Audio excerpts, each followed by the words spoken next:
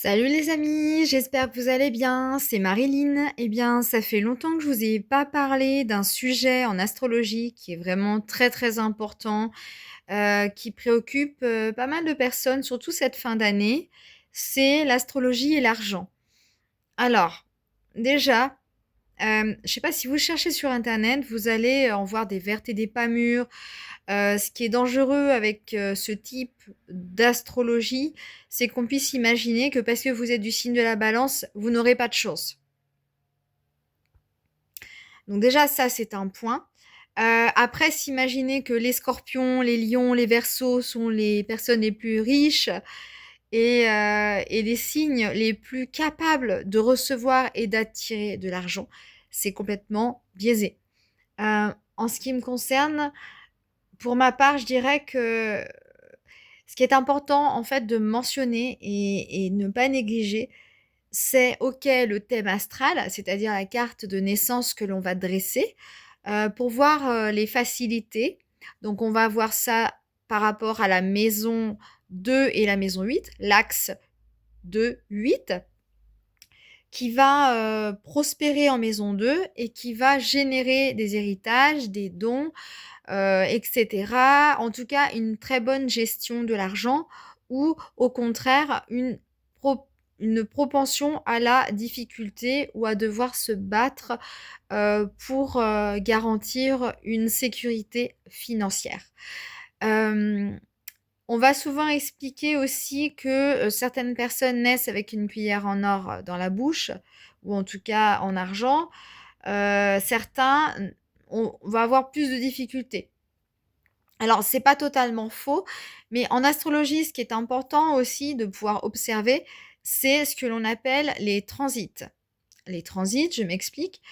Quand vous avez votre carte de naissance, par exemple, si vous regardez ici, je vais mettre l'astrologie mondiale. Alors, ici, vous avez l'astrologie mondiale du jour.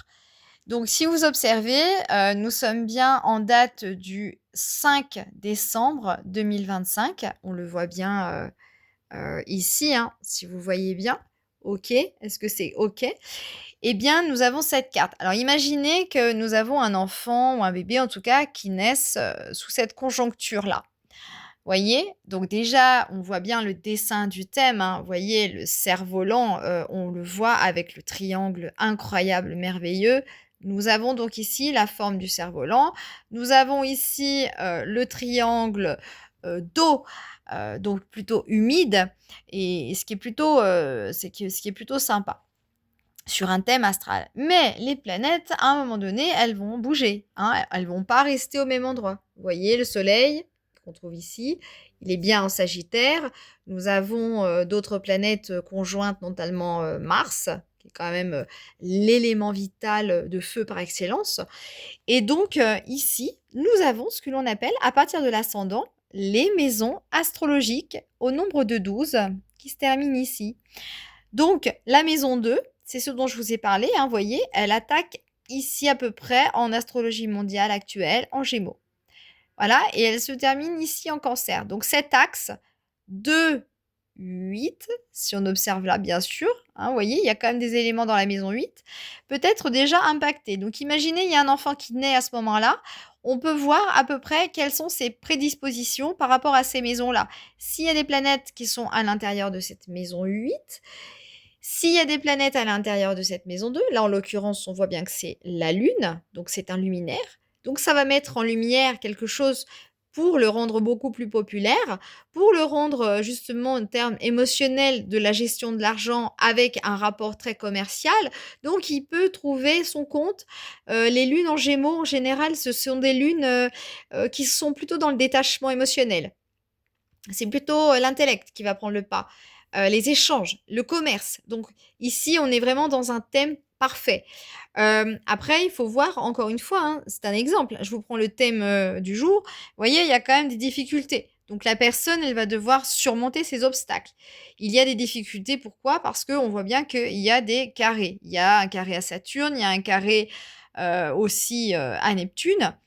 Donc là, on est plutôt dans de la perte, si on veut vraiment aller là-dessus, ça peut être aussi de la perte financière, donc il faut faire attention. Ça peut être quelqu'un qui va beaucoup dépenser d'argent, et ça peut aussi avoir un rapport avec la manière dont il va être éduqué par la mère, aussi, peut-être.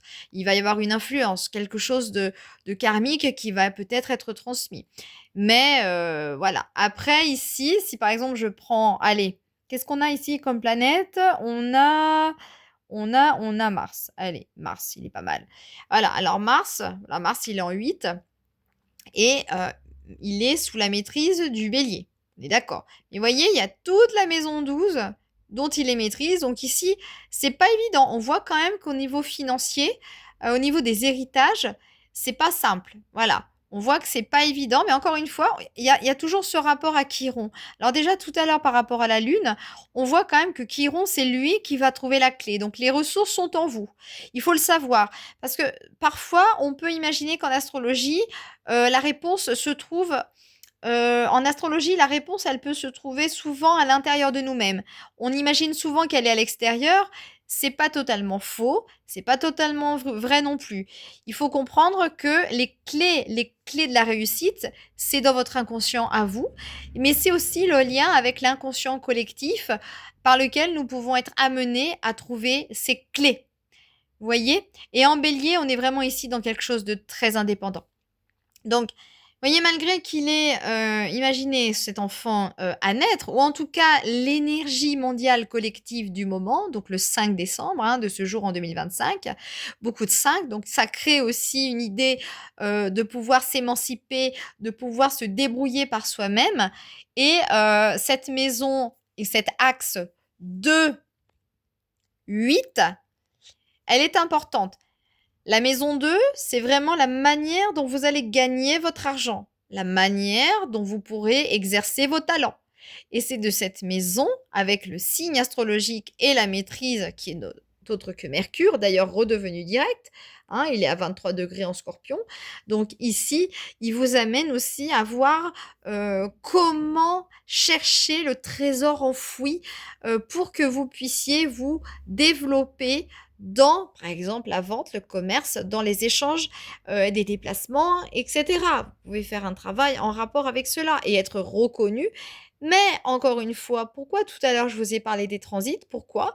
Eh bien parce qu'un thème astral, par exemple celui-ci, il va toujours évoluer. Il ne restera pas comme ça. La base, c'est la base. C'est les fondations du thème.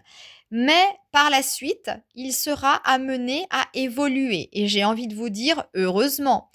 Si vous réfléchissez bien dans votre vie, admettons, vous savez qu'il y a des cycles. Il y a des cycles en tout genre. Les cellules ont des cycles. Les cheveux ont un cycle. Nous avons, nous les femmes, nos cycles.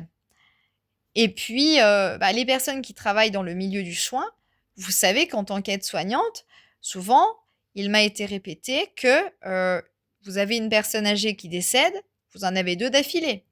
Ce sont des cycles.